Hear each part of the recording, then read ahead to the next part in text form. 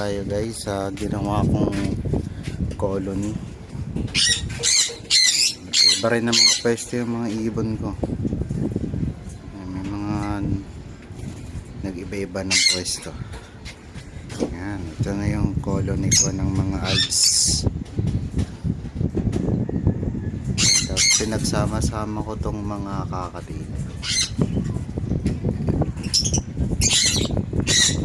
Ayos ko na siya. Medyo na maganda tingnan. Tapos nakapasok din naman sa loob.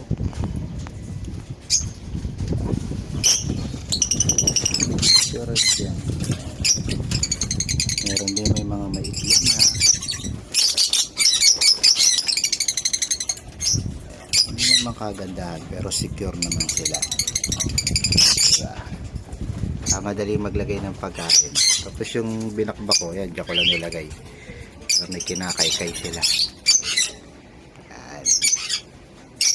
Diba? Ayos din naman nga eh. Nakahinga ako ng maluwag nung natapos ko eh. Puro perch pa yan. Daming perch. Nanawa kayo sa perch.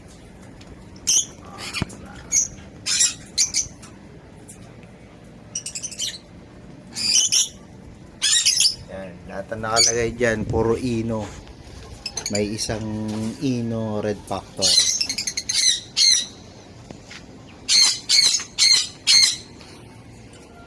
Yan. Tapos ito, yan, pinagsama ko na. Parehas red factor line yan. Pero yung par blue, wala, bigay lang ng kapitbahay yan. Hindi ko alam kung anong lahi niya. Pero yan green. Kita naman sa ulo eh. Tsaka to, yan. DF nga lang yan. Pero red factor line. Ito anak naman ng red factor line. Tapos ito anak din ng red factor line. Dalawa. Nagkakastahan na yan eh. Update lang tayo. Napinturahan ko na rin yung ako.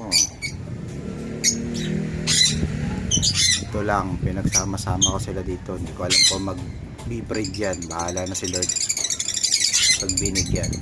Tapos yung dalawa, ayun sila. Iniwalay ko na. Kasi ano,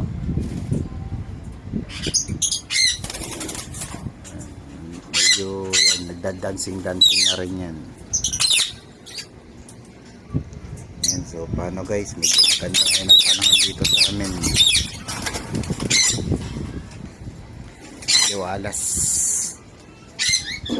Yan. See ya guys.